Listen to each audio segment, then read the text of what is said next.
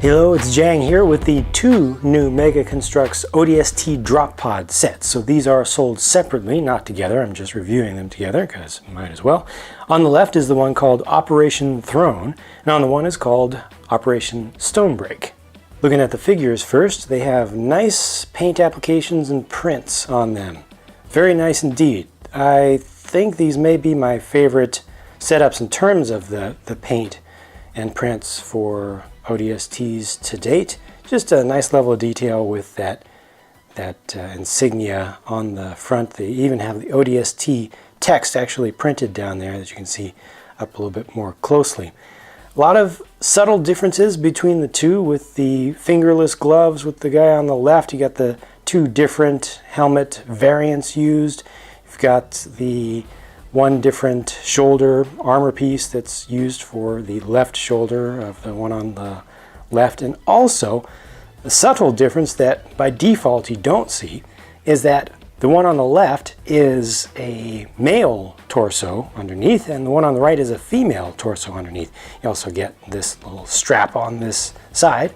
Yeah, they used the Spartan torso for the female on the right, which is a little bit extreme with its proportions, and it's kind of a strange use for this particular character, given that you're not able to see the difference from the outside once you actually put the armor on over it.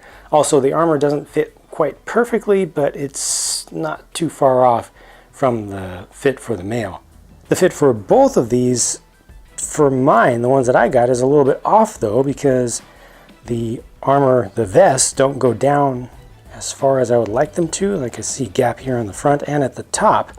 And I tried comparing these against other ODSTs that I have, and these, I couldn't figure out exactly what it was that's causing the difference here, but these heads don't go down quite all the way. They don't snap on, they don't pop on fully. So it falls off fairly easily for either one. It doesn't matter which one. And that's strange to me, and I don't like it.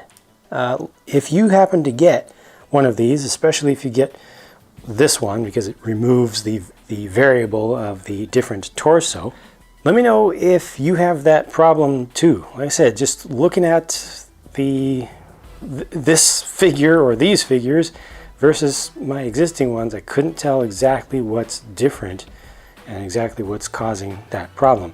Nice little paint application of the metallic orange color. It has a lot of metallic flake in it for the magazine on the suppressed SMG.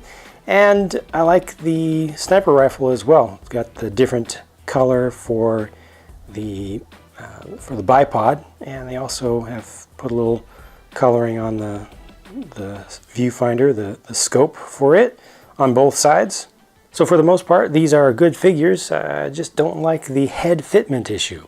These drop pods look very nice, and they've got a good dry brush application on this one that's across the front and the underside that really looks appropriate. They didn't go crazy with it. It's not too strong, and it goes around the front and the sides and the underside. I don't like this view, the back view of the pod, where they've basically just kind of embedded a 2x4 brick onto this side of it. It does allow you to attach it to things easily, but I feel like it didn't need that much space to make that work.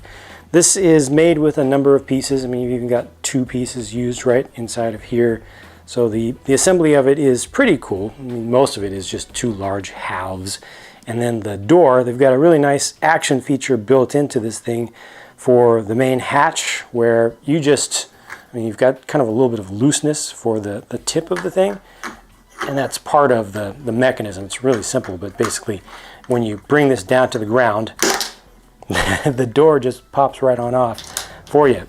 The door does have the transparent sections, and that's tinted glass, if you will, and the finish on this is just really nice. I mean, that's the best that I could ask for with those streaks, with the dry brushing that they've done there. This is good. Inside, they've kind of embedded the back of one of their old style of seats into there, and they still have a couple of holes on either side for attaching weapons and accessories. Good luck though actually getting weapons and accessories to fit in there with the newer style. It's not that new anymore, but the larger articulated figures these days.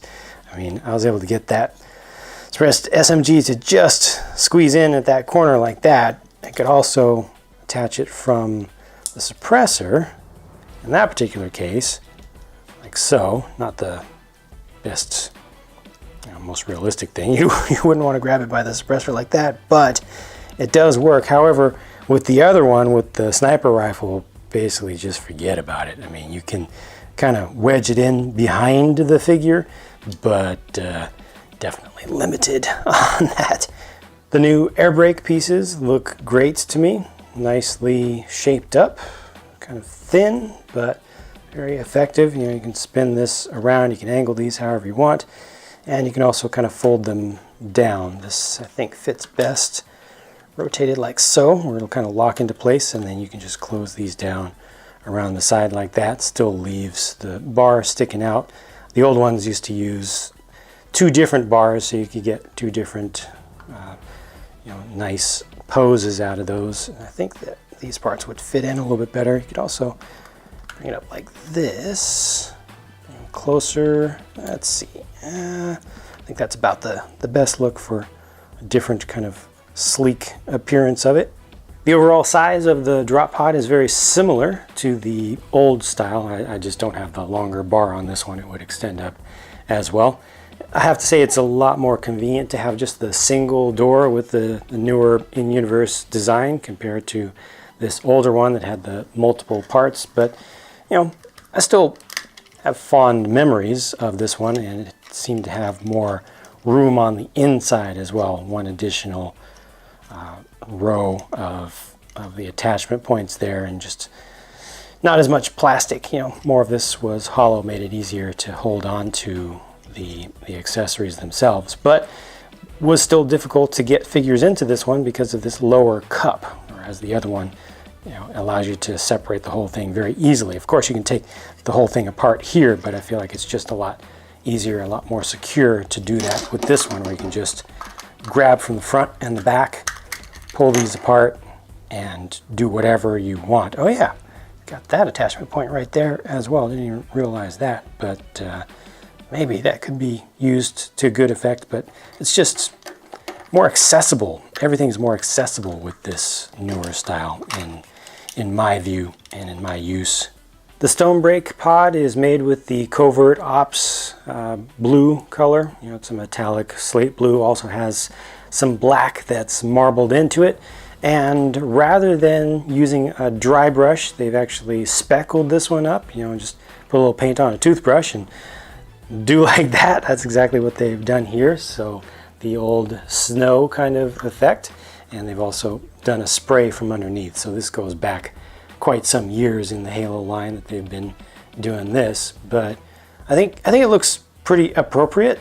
Looks pretty good. You don't get a lot of motion there. There aren't a lot of movement streaks that you can see. You just kind of have the gradient from the more solid white down at the base, and also that white does not come into this section here, so you got just a little bit of gap of it.